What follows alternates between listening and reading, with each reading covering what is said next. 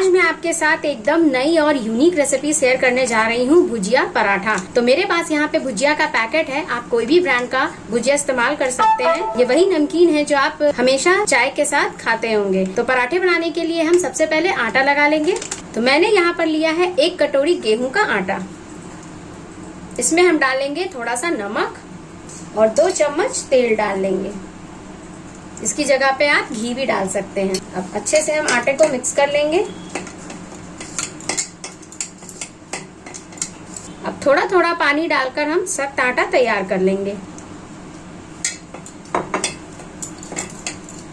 तो आटा मैंने गूंथ लिया है। जैसा हम पूरी या कचौड़ी के लिए आटा तैयार करते हैं वैसा ही हमें तैयार कर लेना है। अब इसको हम 5 मिनट के लिए ढककर रख देंगे। जब तक ये रेस्ट कर रही है तब तक हम इसकी स्टफिंग तैयार कर लेते हैं। सबसे पहले हम एक प्याज को बारीक काट कर डाल लेंगे। इसमें डालेंगे कटी हुई हरी मिर्च, 1/4 चम्मच कुटा हुआ काली मिर्च और जीरा पाउडर। अब इसमें हम डालेंगे भुजिया। अगर आप 3 से 4 लोगों के लिए बना रहे हैं तो एक छोटी कटोरी भुजिया ले लें। इसको हम डाल लेंगे। चुटकी भर नमक डालेंगे क्योंकि भुजिया में ऑलरेडी नमक होता है और हमने आटा में भी मिलाया है। भुजिया में ऑलरेडी बहुत सारी मसाले पहले से डले होते हैं, तो हमें ज्यादा कुछ भी नहीं डालना है। बहुत ही सिंपल सी स्टफिंग है बट खाने में बहुत ही टेस्टी लगती है। तो अब हम सारी चीजों को अच्छे से मिक्स कर लेंगे। ध्यान रखिए कि स्टफिंग आप आटा तैयार करने के बाद ही करें, नहीं तो पहले अगर आप कर लेंगे तो प्याज में पानी छोड़ देगा और ये जो स्टफिंग है उसमें मॉइस्चर आ जाएगी और ये गीली हो जाएगी, तो हमें पराठे बेलने में थोड़ी मुश्किल आएगी। तो स्टफिंग हमारा रेडी हो गया है। अब हम फटाफट से पराठे बना लेते हैं। यहाँ पर चाहे तो आप ऊपर से कटा हुआ फ्रेश धनिया या कसूरी मेथी भी ऐड कर सकते हैं। तो आटे को भी रखे हुए 5 मिनट हो गए हैं। हम एक बार इसको वापस से मसल लेंगे। अब आटे को तोड़ के हम छोटी छोटी लोइयां बना लेंगे।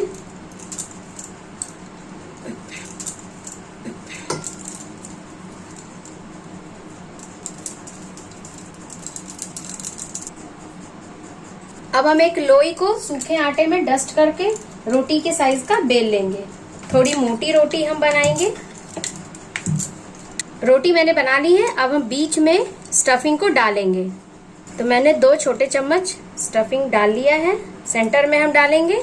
अब हम इसको चारों साइड से इस तरह से हम फोल्ड कर लेंगे। जिस तरह से हम नॉर्मल पराठे बनाते हैं उसी तरह से हम इसको अच्छे से बंद कर लेंगे। अच्छी तरह से हमें बंद करना है ताकि ये खुले नहीं। ऊपर का जो भी एक्स्ट्रा आटा है वो हम निकाल लेंगे और बहुत ही हमें हल्के से दबाना है ताकि ये फटे नहीं। वापस से हम थोड़ा सा सूखा आटा लगा लेंगे। इसे हम हल्के हाथों से बेल लेंगे। तो ये देखिए एक हमारा जो पराठा है वो मैंने बेल लिया है। आप कोई भी शेप में बना सकते हैं। आप स्क्वायर या ट्रायंगल या सर्कल भी बना सकते हैं। थोड़ी मोटी मैंने बेली है और आप देख रहे हैं कि बेलने के बाद इसके अंदर की जो स्टफिंग है वो दिख रही है। तो हमें इसी तरह से बनाना है। एक दूसरा तरीका मैं आपको बता रही हूँ। दूसरी लोई लेंगे, उसको थोड़ा सा हम डस्ट कर लेंगे आटे में और आटे के अंदर हम इस तरह से गोल गोल घुमाते हुए स्पेस बना लेंगे। जिस तरह से हम नॉर्मल आलू के पराठे बनाते हैं बिल्कुल उसी तरह से करना है, लेकिन हमें सेंटर में थोड़ा मोटा रखना है, साइड साइड में पतला करना है। अब हम इसके अंदर 2 चम्मच स्टफिंग को डाल लेंगे। अब चारों साइड से हम स्टफिंग को दबाते हुए अच्छे से बंद कर लेंगे और जो एक्स्ट्रा आटा आएगा वो हम ऊपर से तोड़कर निकाल लेंगे और हल्का सा हमें दबाना है। अब वापस से हम इसके ऊपर थोड़ा सा सूखा आटा डालेंगे। इसको हम बहुत ही जेंटली बेलेंगे।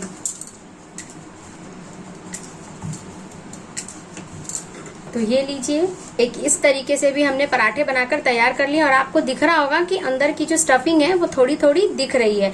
तो इससे कोई दिक्कत नहीं है। बहुत अच्छे से ये पराठे बनेंगे और खाने में बहुत ही ज्यादा टेस्टी लगेगा। तो चलिए अब हम पराठे को सेक लेते हैं। तो पराठे बनाने के लिए मैंने तवा को गरम कर लिया है। इसमें हम बेले हुए पराठे को डाल लेंगे और हमें हाई फ्लेम पे ही इसे पकाना है, तभी आपके पराठे अंदर से सॉफ्ट और बाहर से क्रिस्पी बनेंगे।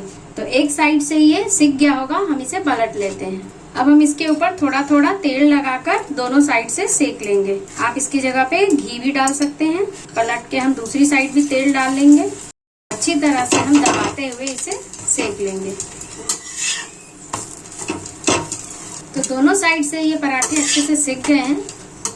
ये लीजिए तैयार हो गई सॉफ्ट क्रिस्पी टेस्टी भुजिया पराठा। इस तरह से अगर आप ये पराठे बनाएंगे तो यकीन मानिए 2 की जगह 4 खा लेंगे। गर्मा गर्म इस पराठे को आप चाय के साथ सर्व करें, बहुत ज्यादा टेस्टी लगेगी।